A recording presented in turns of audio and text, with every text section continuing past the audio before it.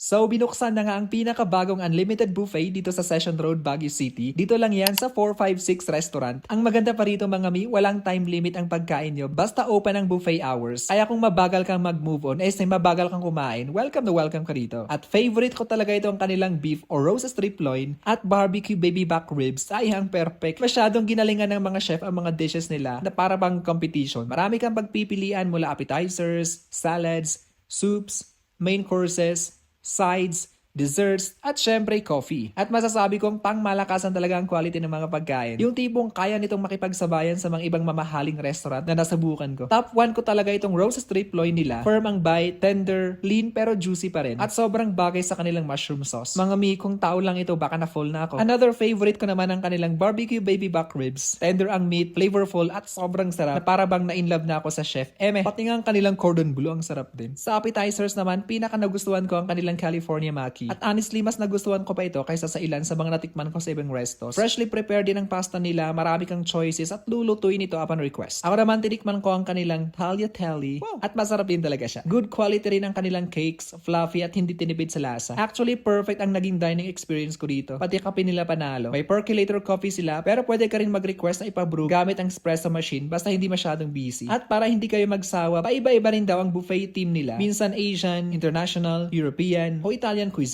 Kaya bawat balik mo, may bago kang aabangan. Ay, sana all bumabalik. Check nyo na lang ang kanilang Facebook page para sa susunod na team. Open ang buffet tuwing weekends lamang. Lunch at dinner time tuwing Saturday. At lunch naman tuwing Sunday. May free wifi din sila mga mi. Pero cash only ang payment pala nila. Kaya siguraduhin may dala kayong cash bago pumunta. Ang buffet rate nila ay 350 pesos para sa mga batang 7 to 12 years old. 700 pesos naman para sa adults. At libre para sa mga kasama mong 6 years old pababa. May discounts din pala sila sa seniors at PWDs. Today is their first day at sana masustain nila yung ganitong ka-quality ng food. Hindi gaya niyang nagbago agad. Matagal lang 456 restaurant dito sa Session Road pero ngayon lang sila nagkaroon ng buffet setup. Tapos madali lang din silang hanapin. Kapag pababa ka ng Session Road, makikita mo sila sa kaliwang bahagi after siya ng Prime Hotel. Kapag pataas ka naman, lampas lang sila ng Jollibee at McDonald's. Pasok lang tayo rito. Ito ang kanilang budget meal area pero pasok pa tayo dito sa loob dahil dito matatagpuan ang kanilang buffet area. At sa presyong ito mga may busog ka na, masaya ka pa. Hindi tulad ng ibang tao na pinakilig ka pero hindi naman pinili.